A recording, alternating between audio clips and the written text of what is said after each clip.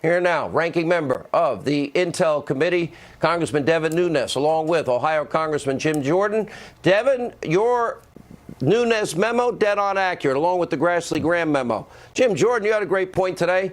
They weren't just spying on 2 Americans. They were actually spying on 4 Americans. Devin, we'll start with you.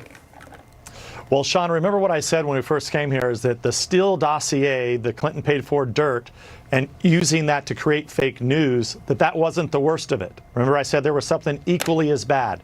Well, finally today, people get to know the truth. It's being glossed over. But here's what it was. The FBI ran spies, you can say spies, because it's people that were recording the conversations of both Papadopoulos and Carter Page. So this was before the FISA. So they were already spying before the FISA. Then there was exculpatory evidence in that for both Papadopoulos and Page, and that was never given to the court on the very first FISA. To me, that's even worse than using the Clinton paid for dirt. Now, what Horowitz found, he found even extra. It's like the cherry on top of the ice cream.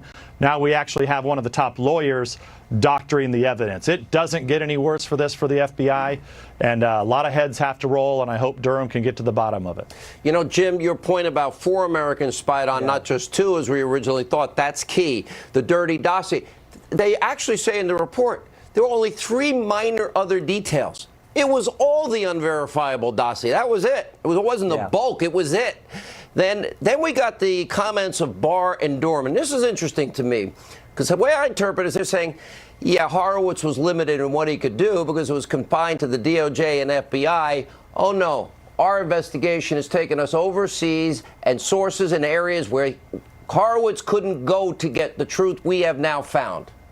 Yeah, and even if you accept Horowitz that there was a proper predication for starting this, by January they should have stopped. And this is the part that bothers me the most, because they didn't stop. All the exculpatory information, all the information they got, all the things they learned about the dossier, all the information that Steele relied on that wasn't accurate, that was given to the court, all the lies to the court, because they didn't stop, we wind up getting the Bob Mueller investigation, and what that put our country through for over 2 years, that is the worst. That's the real takeaway here. And remember, on May 9th, Jim Comey is fired. When we deposed him after he was fired, he told us all the way up until May 9th, they still didn't have anything. And that's exactly what Michael Horowitz told us in this report. But they didn't care. Because they kept it going, we got the Mueller investigation, what our country had to live through. Oh, now we're living through the Ukrainian impeachment coup attempt. We got one right after another. Why ever govern for the people of this country or lift a finger to help people? Safety, security, peace, and prosperity. Not even an option.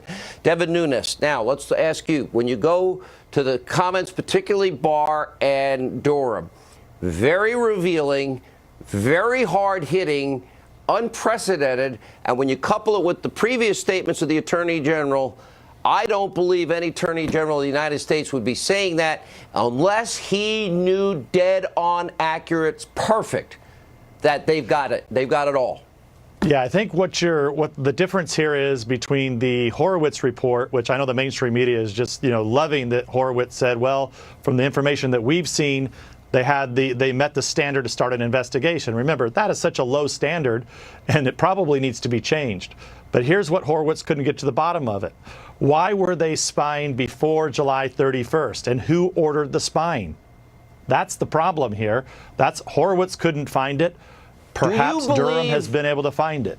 When apparently a lot of times have been spent in Italy, Great Britain, a lot of conversations with the Australians. Is there a very good likelihood, very prominent people in our intelligence community likely outsourced the spying on Americans to circumvent American law? Do you believe that happened, both of you, Jim Jordan and Devin Nunes? I assume they're hanging out in those places because that's where Joseph Mifsud was. So remember, he's the one guy who lied to the FBI and was never charged with the crime. Anyone else who gave any type of false information to the FBI was charged with the crime, including a 3-star general, Michael Flynn, who they were spying on and investigating clear back when this thing started. So I assume that's why they're there. The good news is they were looking for dirt on him. Can you imagine? This is how we treat 33-year veterans. All right, Devin, last word. Well, I would just add to it, the spies that originally got the dirt on General Flynn way back in 2014 are the same spies that were spying pre the 31st of July, same spies that were spying in August of 2016. None of that evidence ever made it to the FISA court. So I think that's what they have to get to the bottom of, is who was running the spy ring. That's really the bottom line. You both have been over the target. You have served your country well. Vindication for both of you. Thank you for your hard work in spite of an avalanche of criticism by liars in the mob and the media and Democrats that don't care about truth anymore or civil liberties, apparently.